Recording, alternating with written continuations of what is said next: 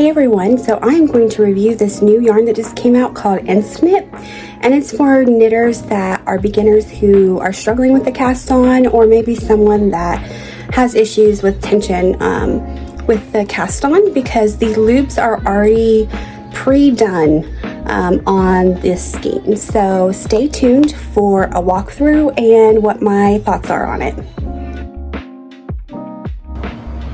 Hey everyone, so I wanted to give a quick review of the new Insta Knit yarn. The idea of this is that the cast on is already created for you, so you can just immediately start your project. So I went ahead and worked up it in green to kind of get a head start and feel, and I wanted to give some tips and tricks for those that might be curious about purchasing this.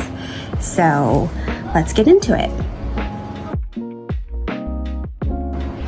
Okay, so let's get this out of the way and let's kind of go over your ball of yarn. I just took the label off, and the first thing I noticed is that you can't pull from the inside. And the reason for that being is the cast on loops that they've sewn here is pulling from the outside. So for me, I'm an inside pull girl. I always like to just do that so that way my ball stays nice and neat and I don't have it spinning around, so that's kind of a drawback. The other drawback that I noticed with the green that I received is that where they tied on the cast on string to the actual string from the ball, here it's not so bad, but here it was pretty frayed.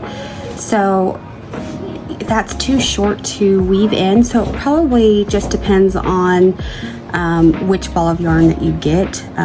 So the quality, I think, is not consistent with each ball that you receive. So the other thing is, if I'm new, I might start, from the very end. And that's great if you're going to use all of these. This one had 59 and this green ball of yarn had 62, so I think it just depends on where they cut, so that might vary a little bit, but it gives you about 60.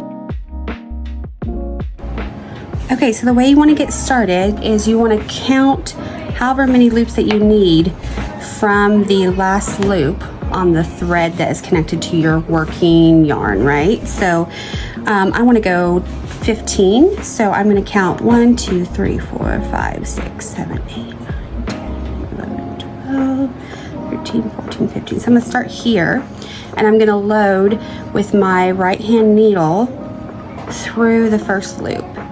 Now this one's not quite a loop, so I'm just skipping over that one, and I'm pulling it forward and then sliding the next loop on. And I'm just going to do that consistently, so that way all of the loops are going in the same direction. So there's 4, 5, 6, 7, 8, 9, 10, 11, 12,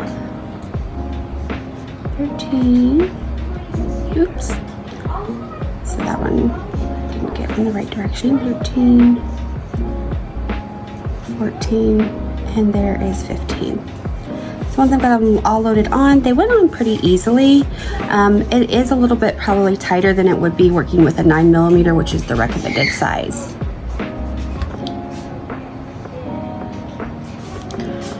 Okay, so once you have it loaded here, you want to make sure that your point is going towards the working yarn, so that way you can flip it and immediately start your knitting stitches, or whatever your stitch pattern calls for. So this here, I would probably just go ahead and cut this and weave in a short amount of the tail. So one thing that I noticed about it is that the thread that they used is white, and so on the screen it shows up pretty significantly. So I'm not sure if you're supposed to pull that afterwards. I would assume that it would unravel the project. So I'm gonna actually look into that, and I will put a link in the description with the information that I find on the website.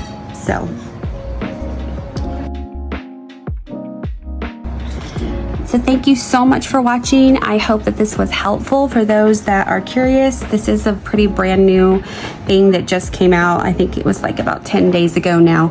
So I think it's great, and I definitely recommend it for those that are just starting out.